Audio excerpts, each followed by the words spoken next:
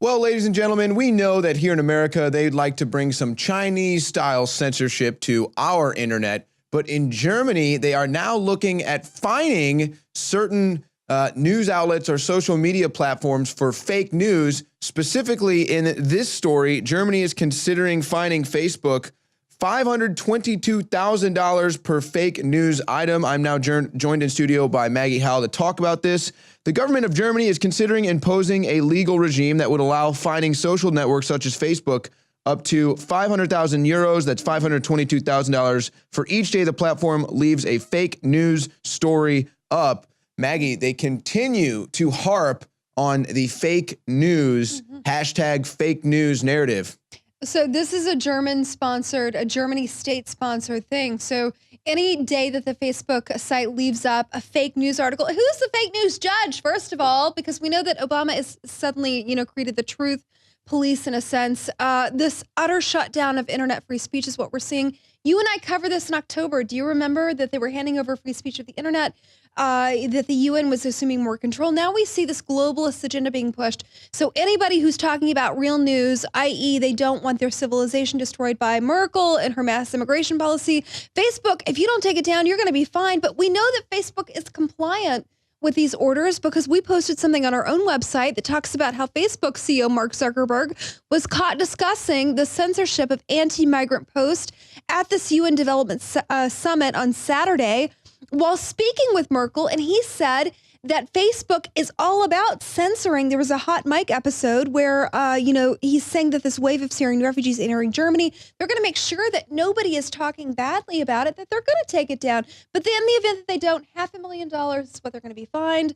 That's what's on the table. But Zuckerberg is aligned with Merkel, so I don't really see the problem. Do you? Well, there's clearly collusion going on here, I think, and that's what you're alluding to with the hot mic and with them meeting. And of course, fake news, it was Facebook yesterday that released a fake news story. They put out a story warning people about an explosion, but it was fake news. It wasn't meant to go out. So, but they wouldn't be fined for that, I'm sure. Right. But here's the interesting thing about this, Maggie, is that basically by going about this through fining Facebook, the government is kind of keeping their hands clean of this matter, saying, oh, well, this isn't state-imposed censoring. This is Facebook. This is the social media imposing their censoring. That's and of exactly what Kerry did today with Israel in terms of the UN resolution. The U.S. is not behind it. Don't worry. It's the same crap that we're seeing. But think about this, though. But think about this. Not only do they want to continue to hit the fake news, the German lawmakers believe this bill will help tackle what? The possibility of Russia meddling in their election scheduled for next year. So they're already prepping because they know Merkel is going to get defeated handedly. So they already are starting to claim that Russia is in here meddling. And so that's why they also need to combat the fake news. Total bull in my eyes. You talk about the Russia meddling incident. So the Washington Post yesterday, and I don't mean to go off topic here because we have a really short amount of time, but specifically this article by Dana Milbank talking about how our president-elect Donald Trump is, and forgive my vulgarity, he actually said the words, and I'm directly quoting here, groping the dictator. That's what he said.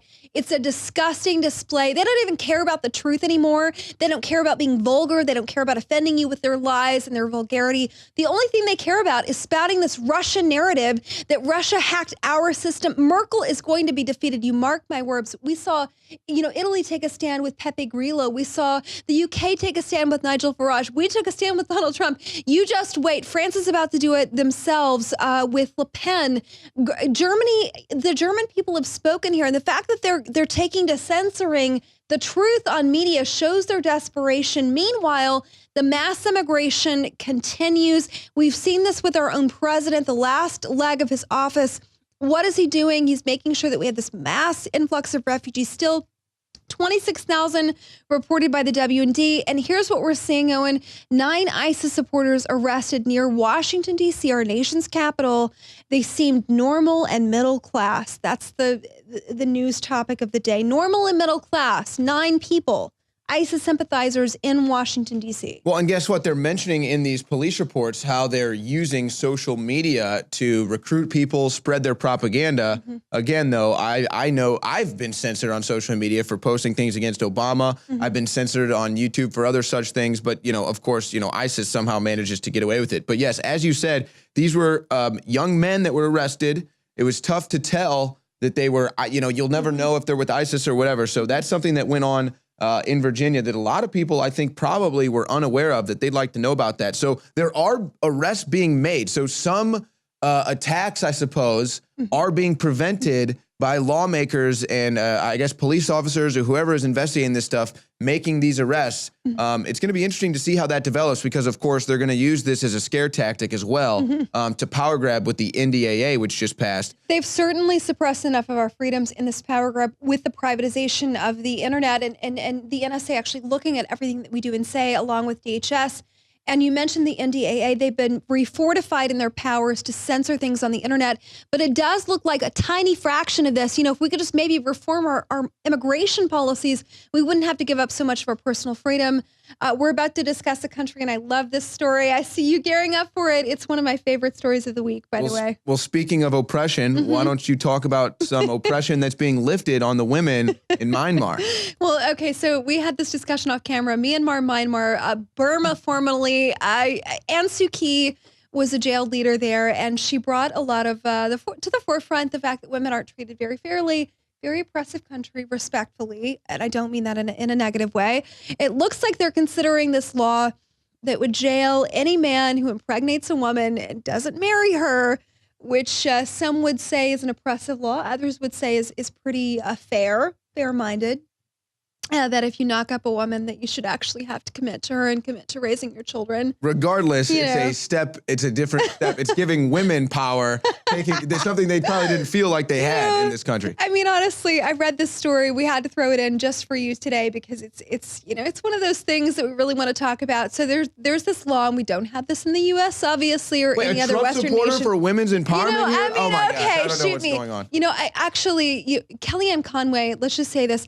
I want to lay this out, and I feel the need to lay this out every time we talk about Trump. Trump is not a sexist. Trump is not a sexist. That aside, there are countries like Burma or Myanmar that kind of do represent sexist societies. Women don't have a lot of rights. Looks like they're catching up here with the fact that, you could jail a guy if he knocks you up and doesn't marry you. So there you go. Of course, this is on the heels, Middle Eastern countries. Love it. There's a lot of oppression against women in the Middle East. It's completely ignored by most of the left. That's right. And they embrace it. It's chic and cool to embrace the oppression of women while spouting that you're for women. It's a bizarre thing, but please continue. Well, let's go on. You want to talk about a bizarre thing? You want to talk about hypocrisy? Here's some more of it. You cannot eat here. Hawaii cafe riles residents with ban on Trump voters. Now, this story is from Fox News. Sign on the door, if you voted for Trump, you cannot eat here. Right. No Nazis. Do you bring your voter registration card into the restaurant? How does that work?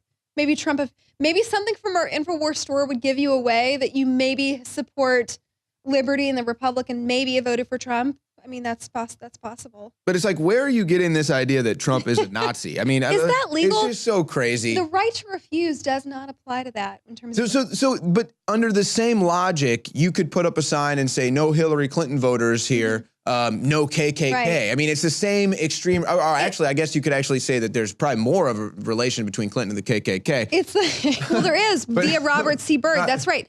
Let me ask you. So the 1960s sit-in luncheon, aspect of the civil rights movement that doesn't apply here. All of the things that changed. Exactly. They get to pick and choose. That's not communistic at all. But that's the hypocrisy here that I find so amazing. They want to sit here and talk about tolerance. They want to sit here and say how Trump is the one that's going to send our society back culturally, our social life back culturally. But here they are the ones actually discriminate. I mean, this isn't a hate crime, but if you go out and you beat someone up for their political beliefs, that is a hate crime. Yeah. So, but this seems a little hateful. My guess is this is going to be a failed enterprise and that they're probably not going to go there anymore. But how about this? I said I wanted to close the news with this. All right. I've got one more, but okay. Satellite spots. Oh, sorry. People don't recognize Debbie Wasserman Schultz, whatever. She's a loser. Satellite spots massive object hidden under the frozen wastes of Antarctica.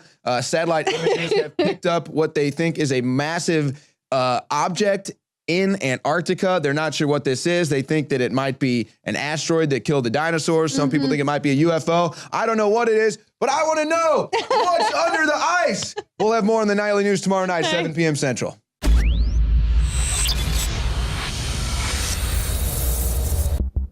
3 years ago, the Congress in the National Defense Authorization Act repealed the law that had been on the books for decades, barring the CIA and other agencies from engaging in domestic propaganda and disinformation.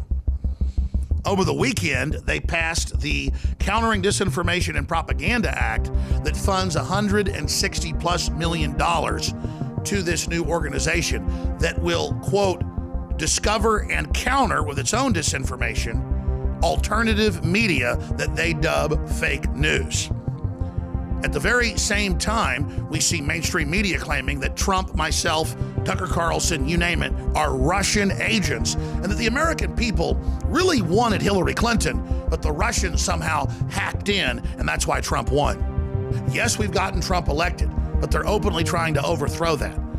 Now more than ever, InfoWars needs your prayers and your support, and I need you to take the articles and the videos that are on the site and realize you're the reason we're having such an effect. You're the power of InfoWars. Get those articles, get those videos, get those special reports out to everyone you know. As we approach Christmas, I'm not even supposed to say that word now, our country's under such incredible thought police tyranny. It's important to be thankful, and I am extremely thankful to all of you that have prayed for us, that have spread the word about the broadcast, that have supported us, that have defended us, and that have financially supported us. We go out and search for the very best products, and we also develop amazing products and then bring them to you at very competitive prices. So when we have a sale, it really is a sale.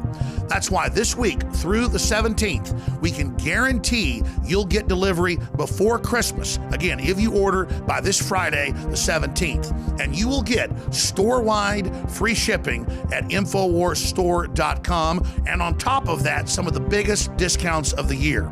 30% off Living Defense Parasite Cleanse, 50% off Colloidal Silver Bullet, and free shipping. That is just an incredible deal. Brain Force Plus, now with 20% more in each bottle and 30% off. $19.95, can't beat that deal.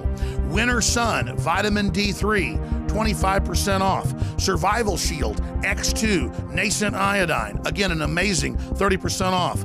BioTrue Selenium, 30% off, and that's just some of the specials. Check them out today at InfoWarsStore.com or InfoWarsLife.com, or call toll free. The great crew will answer your questions, tell you about some of the other specials, and take your order if you'd like.